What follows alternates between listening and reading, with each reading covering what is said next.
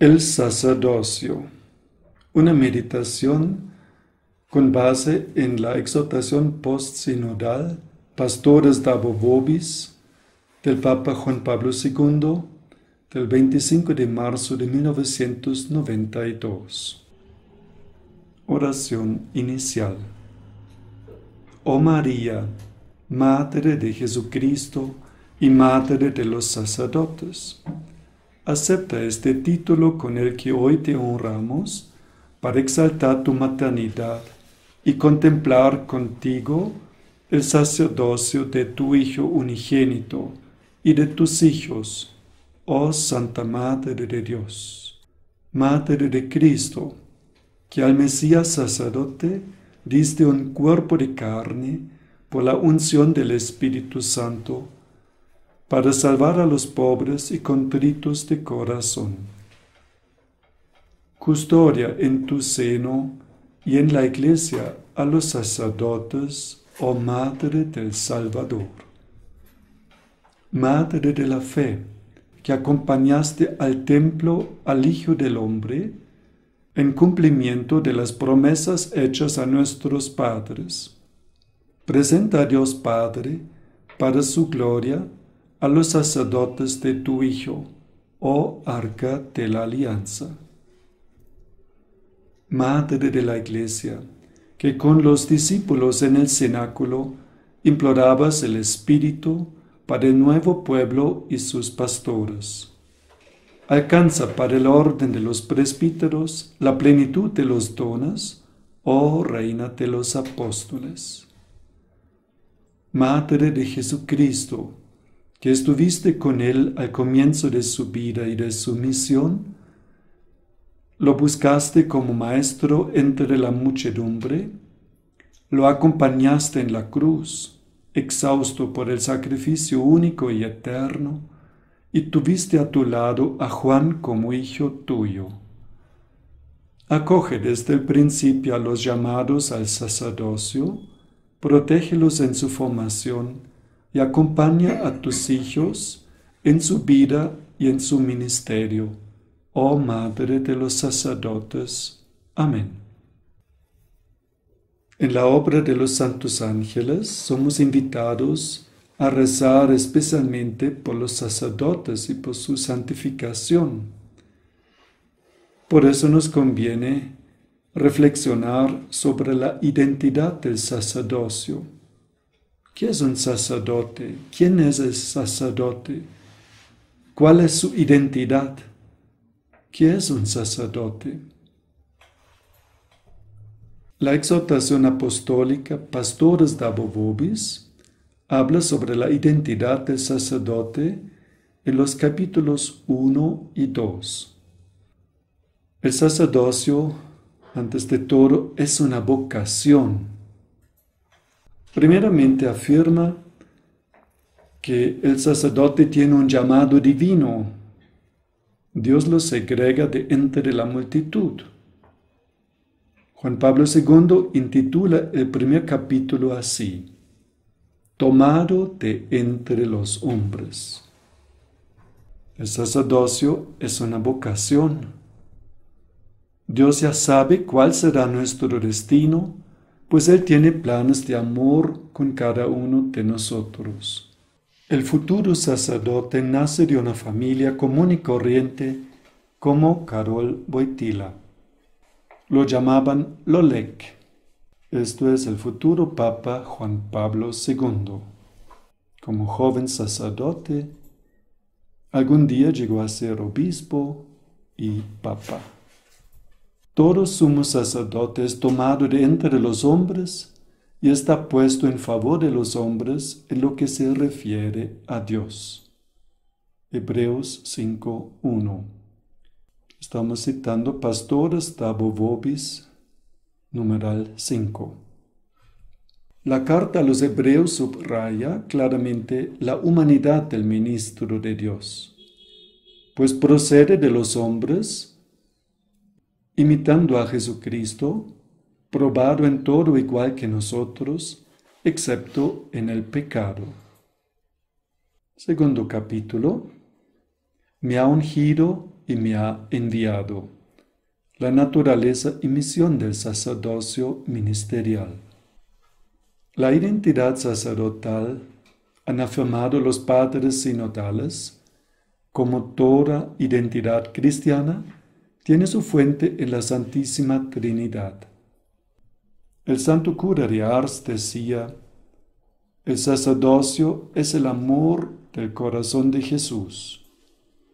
En efecto, el presbítero, en virtud de la consagración que recibe con el sacramento del orden, es enviado por el Padre, por medio de Jesucristo, con el cual, como cabeza y pastor de su pueblo, se configura de un modo especial para vivir y actuar con la fuerza del Espíritu Santo al servicio de la Iglesia y por la salvación del mundo. Se puede entender así el aspecto esencialmente relacional de la identidad del presbítero. Mediante el sacerdocio, que nace de la profundidad del inefable misterio de Dios, o sea, del amor del Padre, de la gracia de Jesucristo y del don de la unidad del Espíritu Santo, el presbítero está inserto sacramentalmente en la comunión con el obispo y con los otros presbíteros, para servir al pueblo de Dios, que es la Iglesia, y atraer a todos a Cristo.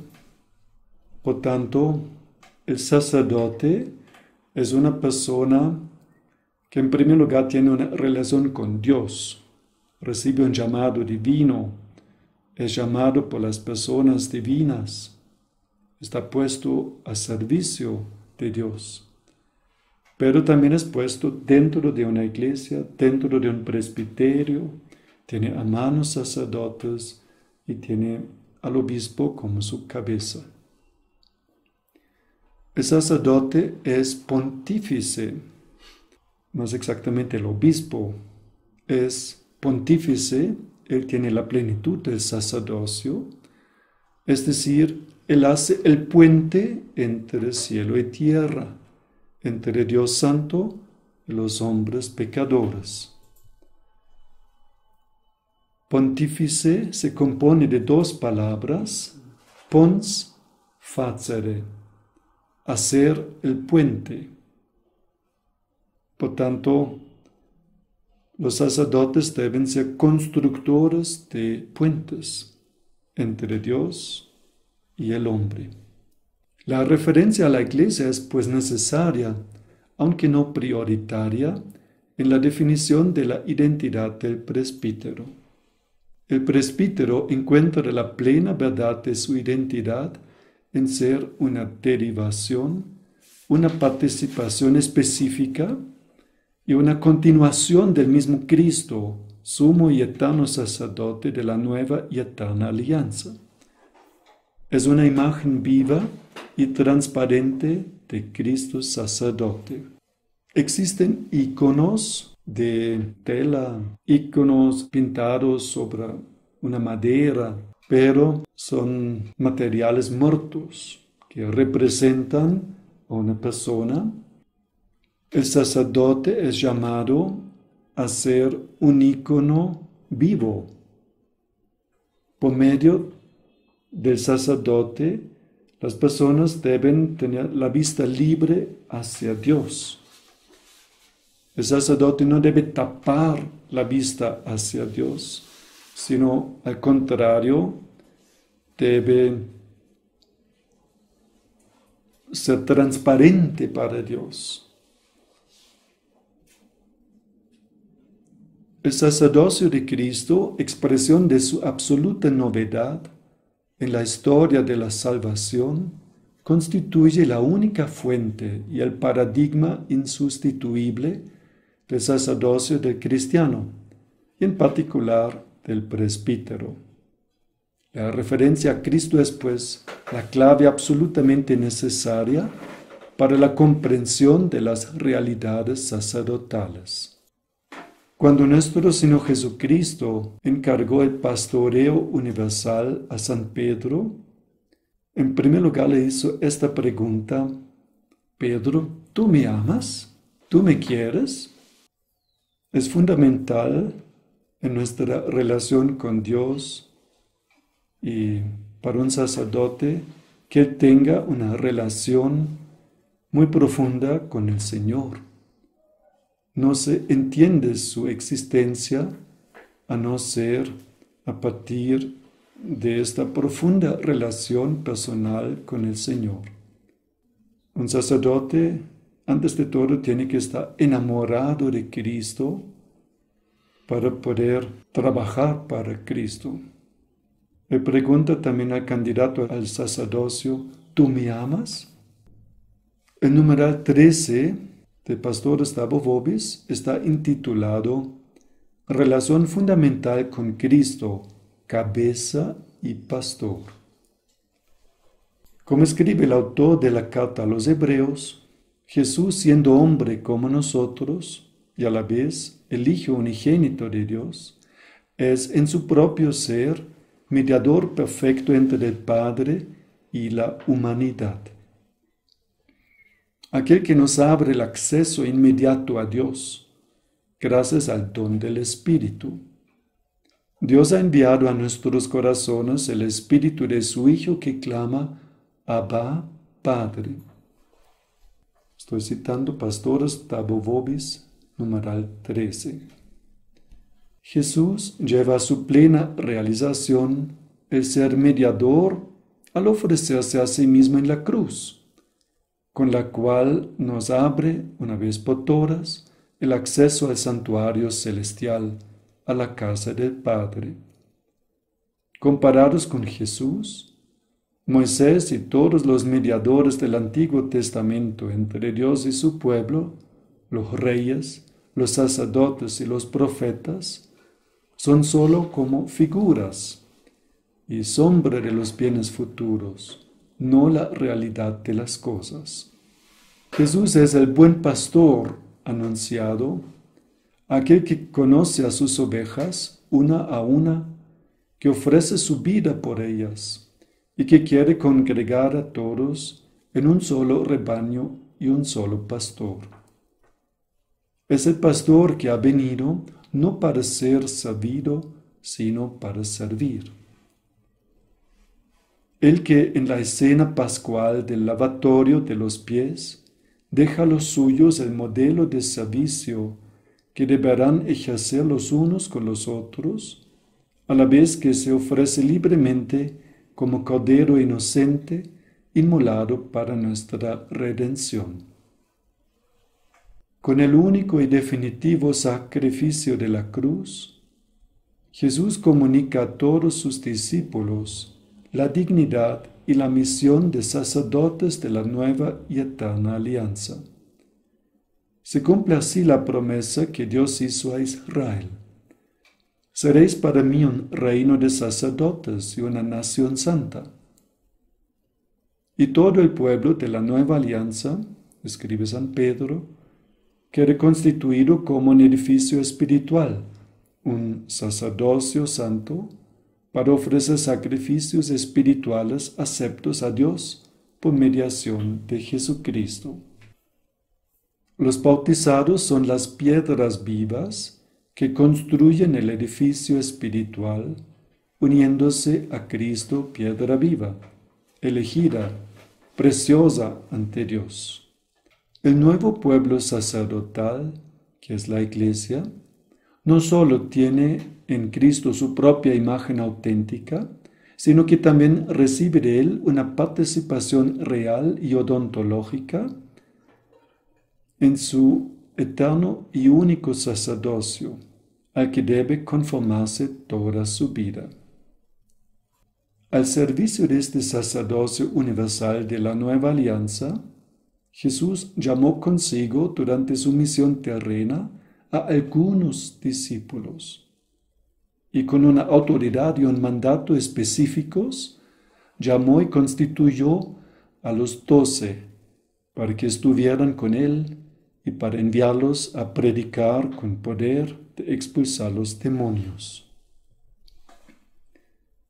Por esto, ya durante su ministerio público y de modo pleno después de su muerte y resurrección, Jesús confiere a Pedro y a los 12 poderes muy particulares sobre la futura comunidad y para la evangelización de todos los pueblos.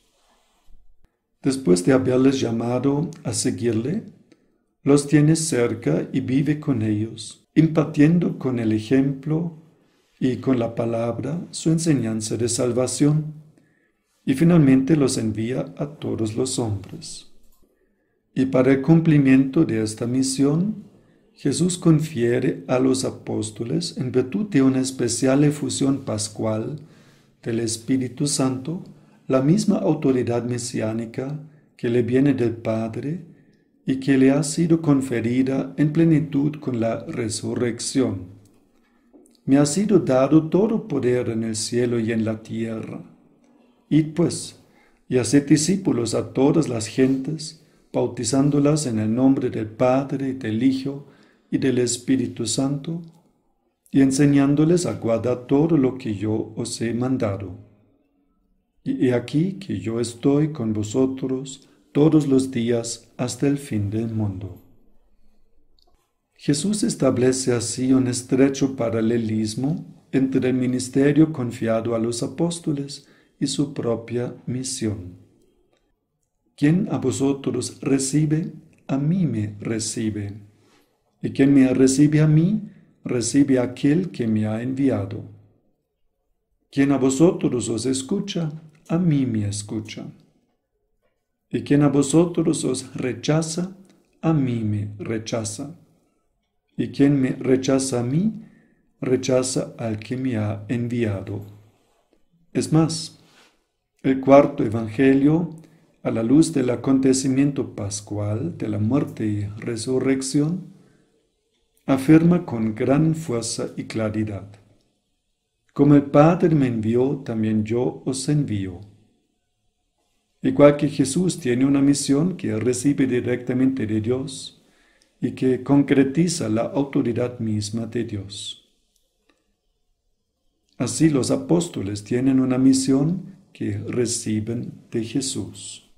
Y de la misma manera que el Hijo no puede hacer nada por su cuenta, de suerte que su doctrina no es suya, sino de aquel que lo ha enviado, Jesús dice a los apóstoles: separados de mí no podéis hacer nada.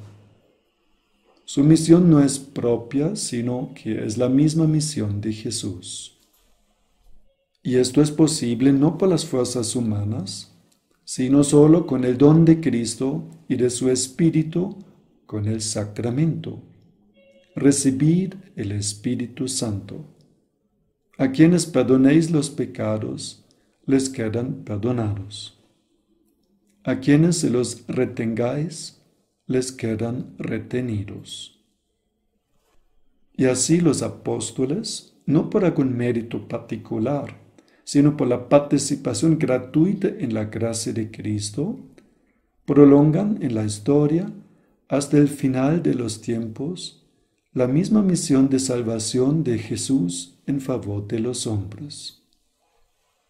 A su vez, los apóstoles, instituidos por el Señor, llevarán a cabo su misión llamando de diversas formas, pero todas convergentes, a otros hombres, como obispos, presbíteros y diáconos, para cumplir el mandato de Jesús resucitado, que los ha enviado a todos los hombres de todos los tiempos.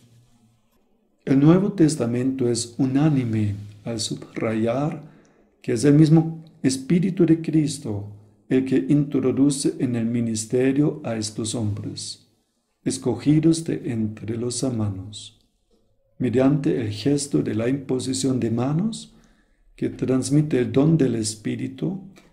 Ellos son llamados y capacitados para continuar el mismo ministerio apostólico de reconciliar, apacentar el rebaño de Dios y enseñar.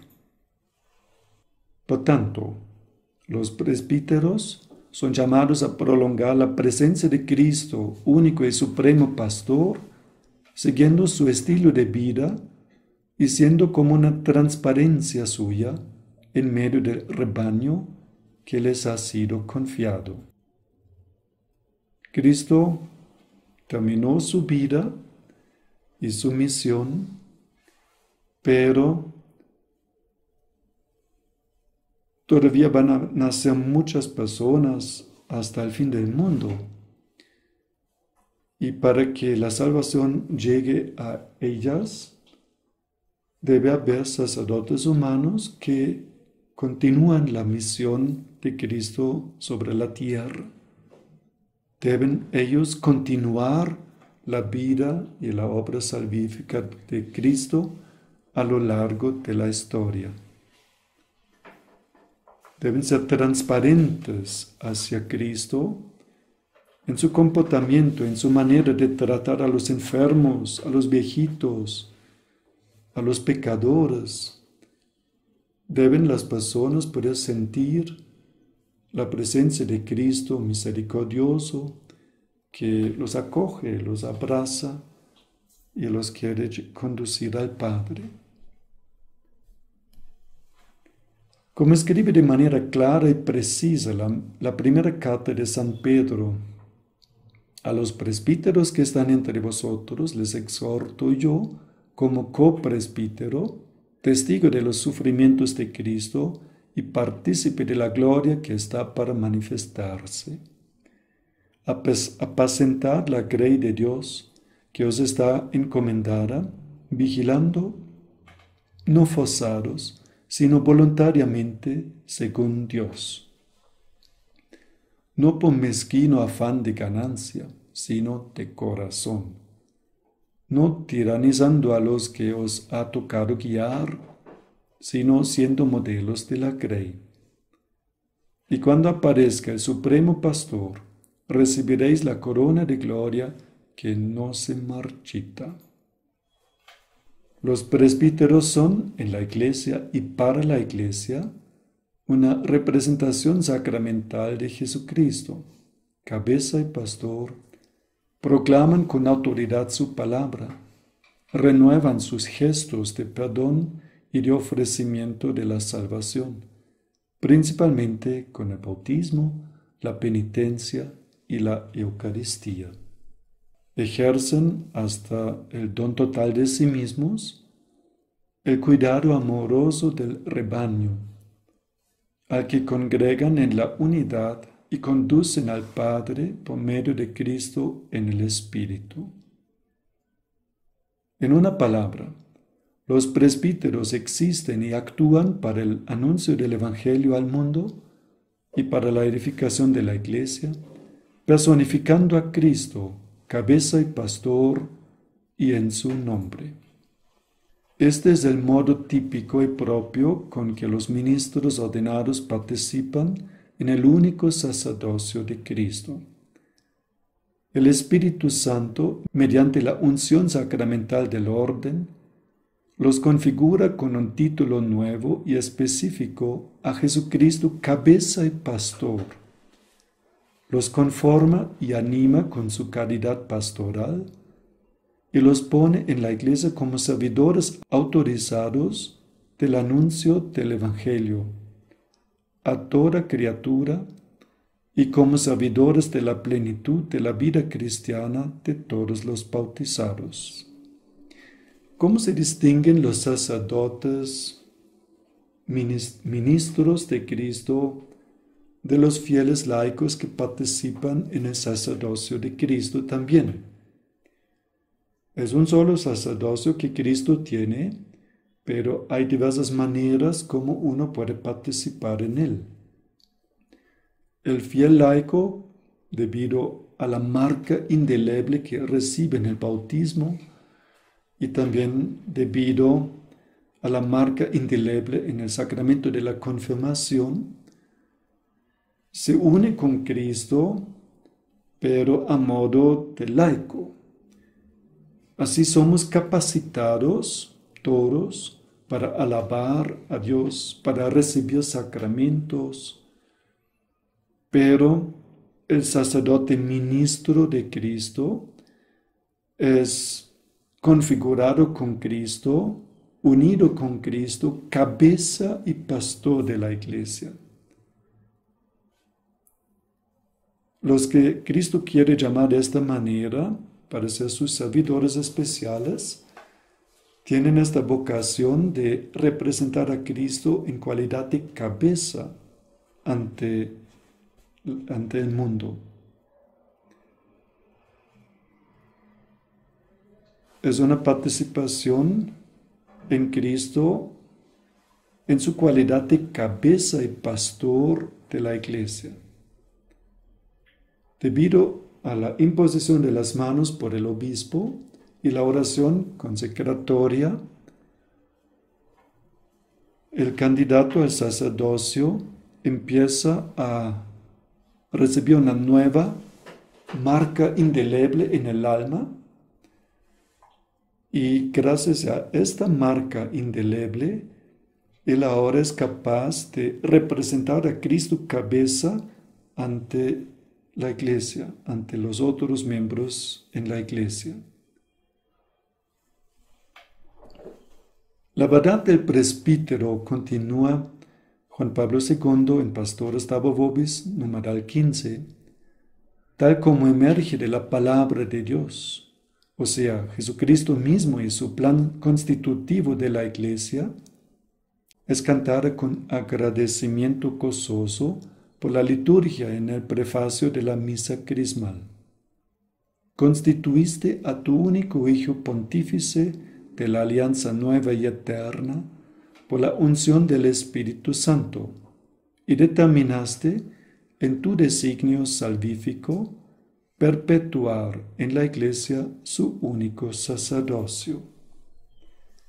Él no solo ha conferido el honor del sacerdocio real a todo su pueblo santo, sino también, con amor y a mano, ha elegido a hombres de este pueblo para que por la imposición de las manos participen de su sagrada misión. Ellos renuevan en nombre de Cristo el sacrificio de la redención y preparan a tus hijos al banquete pascual, donde el pueblo santo se reúne en tu amor, se alimenta de tu palabra y se fortalece con tus sacramentos. Tus sacerdotes, Señor, al entregar su vida por ti y por la salvación de los hermanos, van configurándose a Cristo y así dan testimonio constante de fidelidad y amor. Antes de su ascensión, Jesús dijo a los 11 apóstoles: Toda autoridad me ha sido dada en el cielo y en la tierra. Vayan pues y hagan discípulos de todas las naciones, bautizándolos en el nombre del Padre y del Hijo y del Espíritu Santo, enseñándoles a guardar todo lo que les he mandado. Y aquí, yo estoy con ustedes todos los días hasta el fin del mundo. Así Jesús entregó una parte de su poder a los apóstoles. Otra parte de su poder Cristo la entregó a los santos ángeles.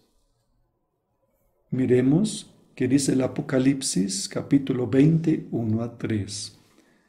Vi entonces a un ángel que descendía del cielo con la llave del abismo y una gran cadena en su mano. El ángel prendió al dragón, la serpiente antigua, que es el diablo y Satanás, y lo ató por 1000 años. Lo arrojó al abismo y lo encerró y puso un sello sobre él para que no engañara más a las naciones hasta que se cumplieran los 1000 años. Por tanto, Cristo tiene 2 llaves. Una la entrega a San Pedro y a los apóstoles, y la otra la entrega a los santos ángeles, o a un ángel, para encerrar al dragón en el abismo por 1000 años. Conclusión mía: los sacerdotes deben unirse a los santos ángeles para obtener más poder sobre el maligno. El apóstol San Pedro fue sacado de la cárcel por medio de un ángel. También hoy los santos ángeles ayudan a los sacerdotes en el desempeño de su ministerio.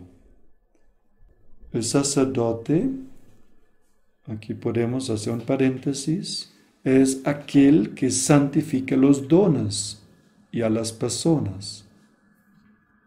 Cuando el sacerdote ofrece pan y vino con autoridad en el ofertorio, él santifica estos dones. En sus manos se convierten en dones sagrados.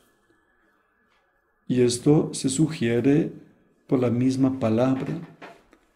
Sacerdos se compone de dos palabras, sacer y dos.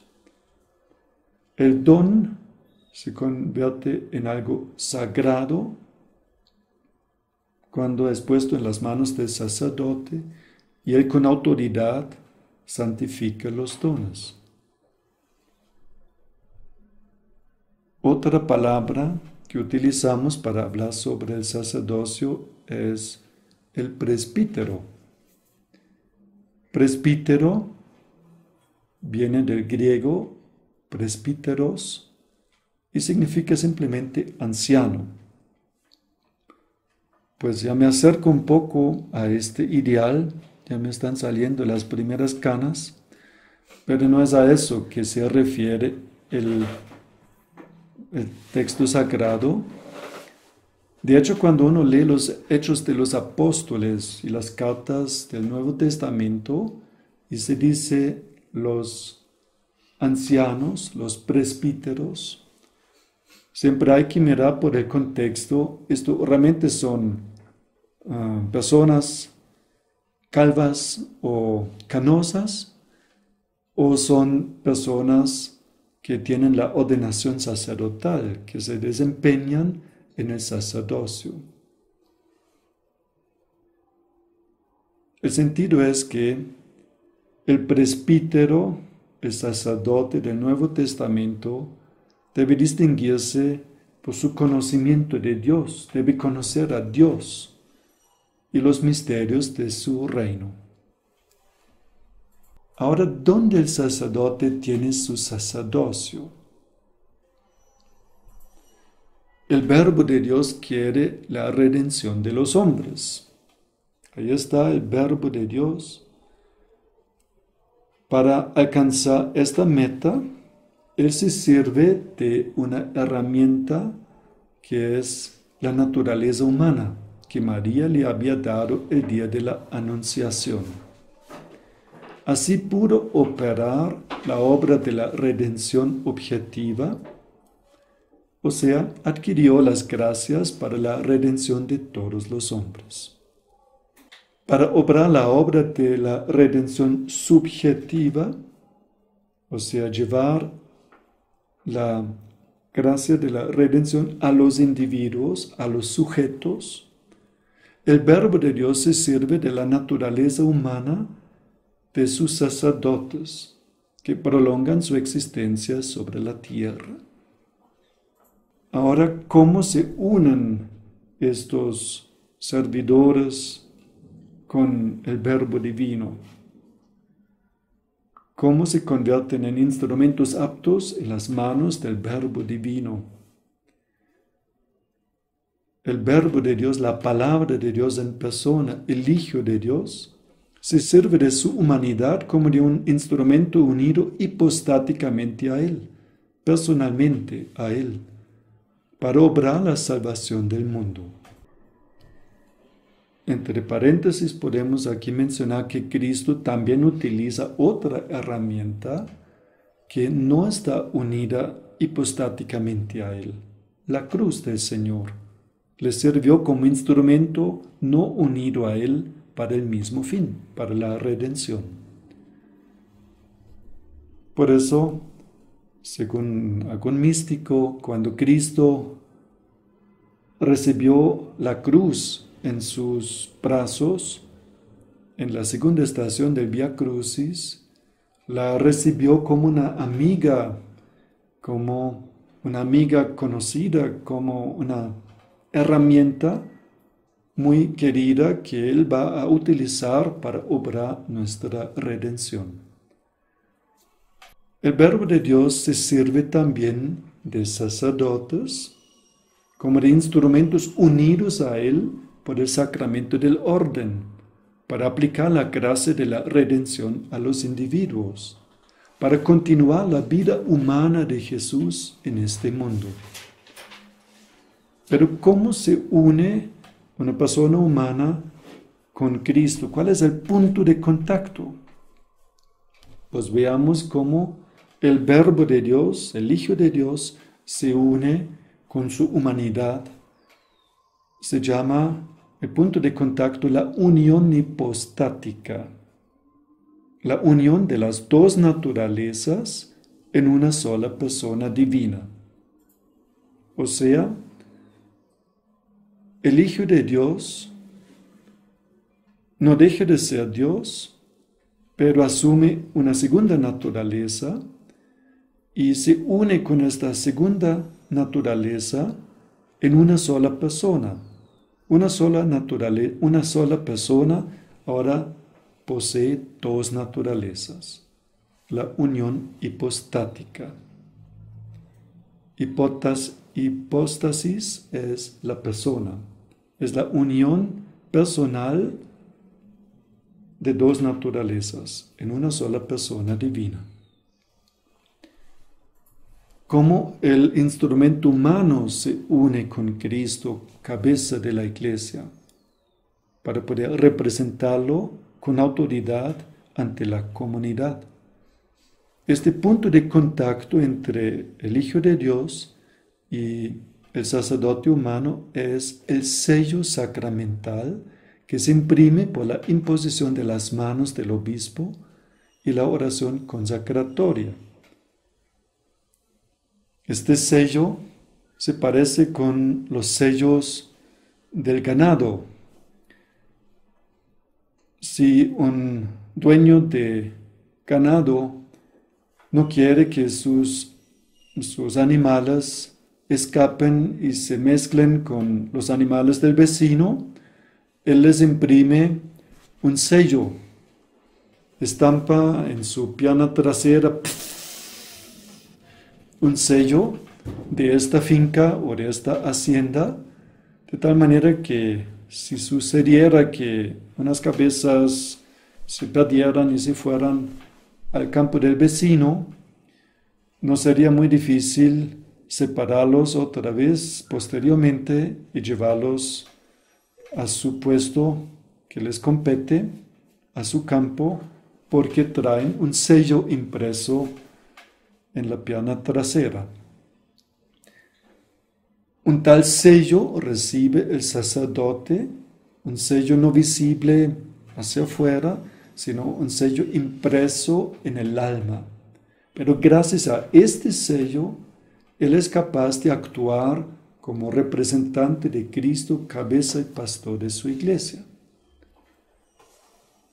Dice San Agustín en una ocasión, pues eso me asusta, tener que representar ante ustedes a Cristo, ser obispo para ustedes, pero me consuela una cosa, que con ustedes yo también soy miembro de la iglesia, yo soy un hijo de Dios, como ustedes.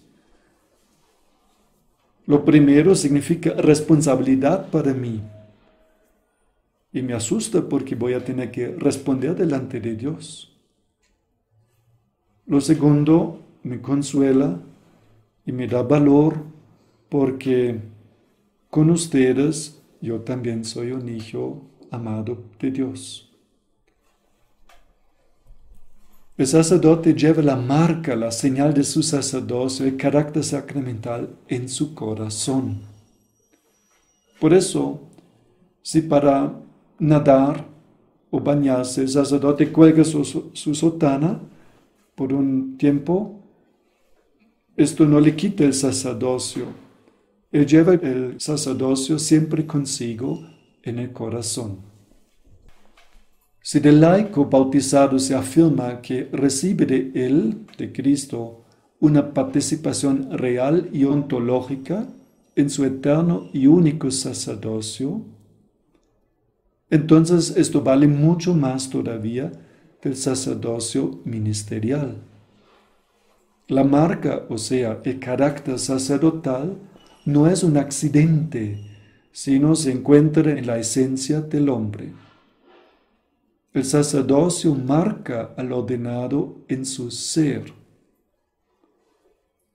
No es una cosa superficial que fácilmente se cambia. Es por eso que el sacerdote no cambia su profesión simplemente.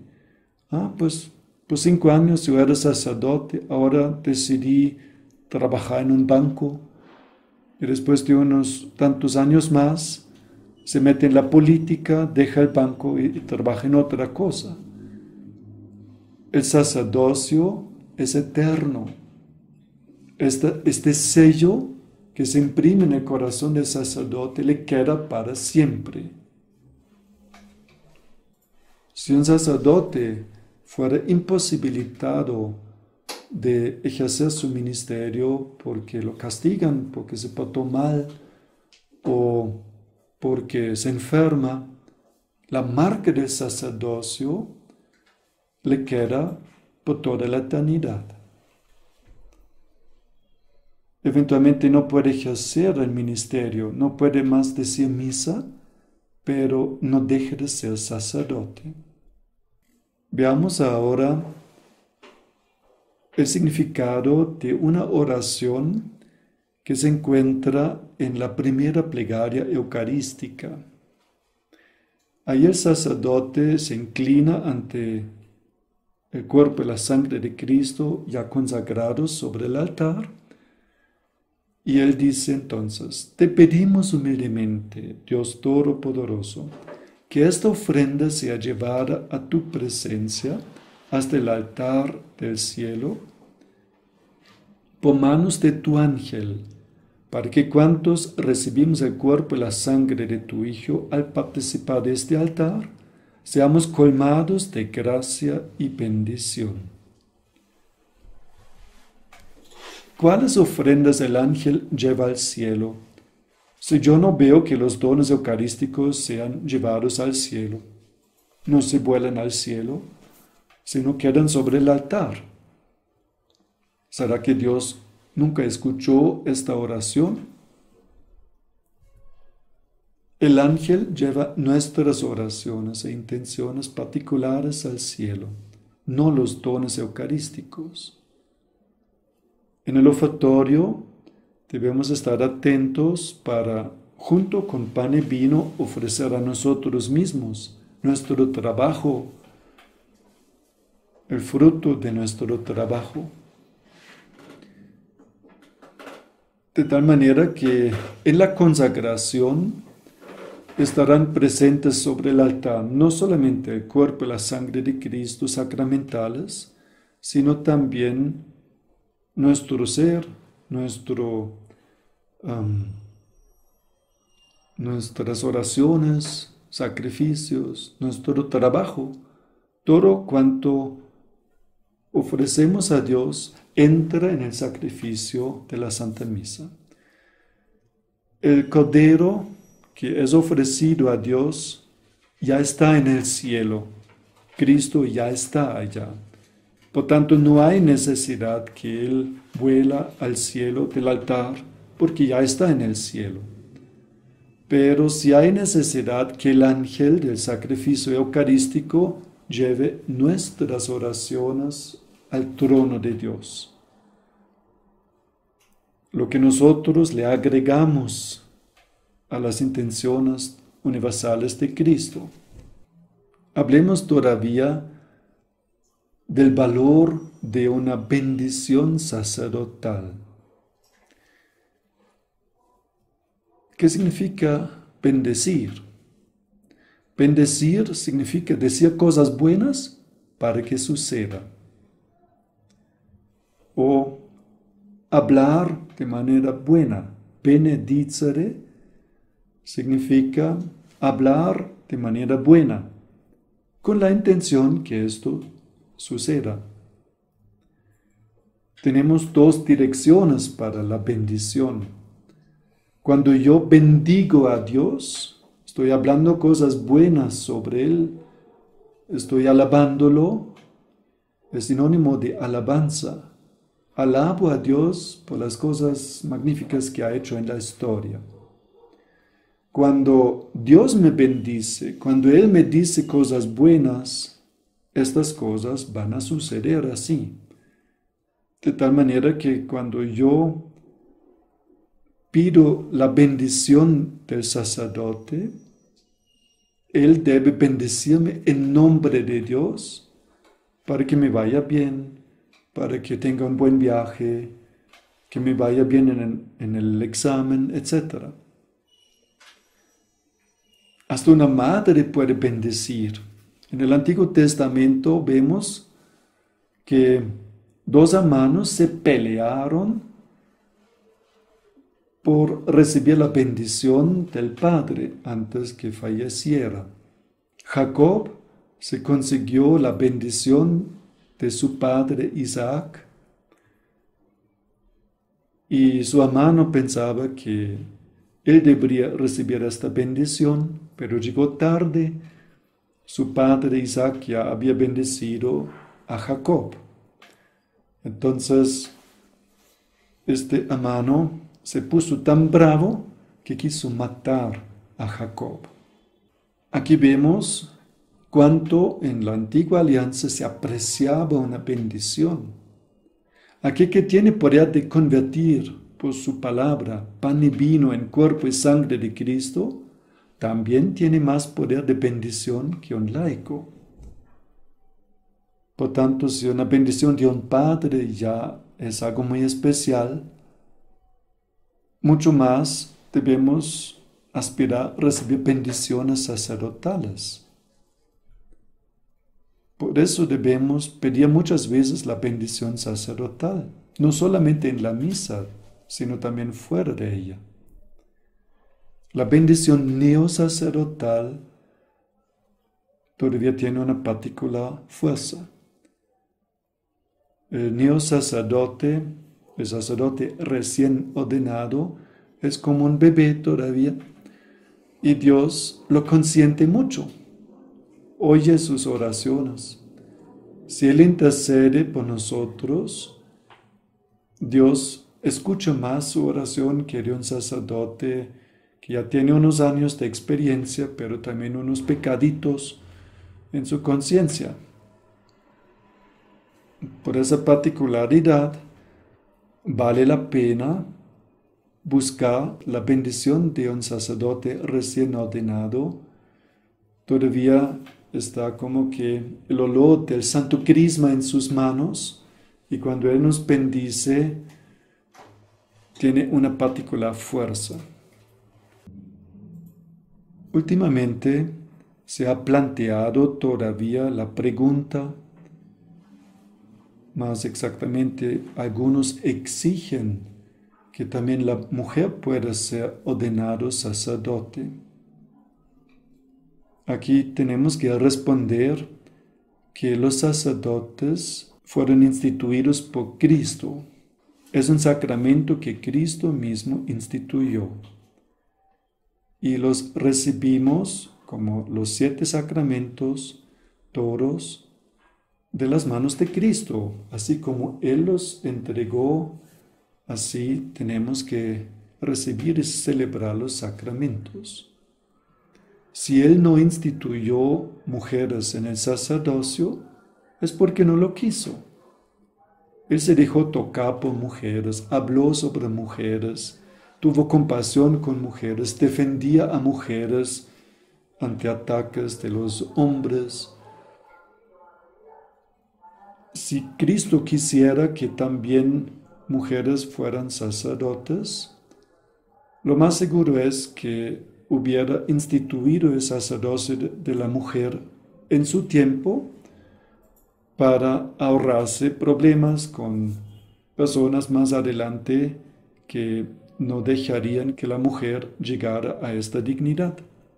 Pero si no lo ha hecho, es porque no lo quiso. La mujer más digna ciertamente era la Santísima Virgen María. Si Cristo quisiera instituir el sacerdocio de la mujer, lo haría instituyendo primeramente a su propia madre, y no lo ha hecho, por tanto, él no quiere el sacerdocio de la mujer. Si en el futuro algunos obispos opten por ordenar también mujeres, ya estarán fuera de la iglesia, estarán ocasionando un cisma en la iglesia. Además, hay que recordar que la dignidad sacerdotal tiene en mira la santificación del pueblo, pero lo que más que todo nos debe importar es nuestra propia santificación y salvación. Y consta que la Santísima Virgen María es mucho más santa que todos los sacerdotes en este mundo. Por tanto, si Cristo nos quiere santos y quiere que también las mujeres sean muy santas, que imiten a la Santísima Virgen María y pueden superar a todos los sacerdotes en santidad, a mí a veces me da una santa envidia al leer los escritos de Beata Dina Bélanger, por ejemplo, o de Santa Teresita en su autobiografía, cuando veo que estas mujeres tienen un amor tan puro al Señor y un espíritu de sacrificio tan grande que yo quedo para atrás.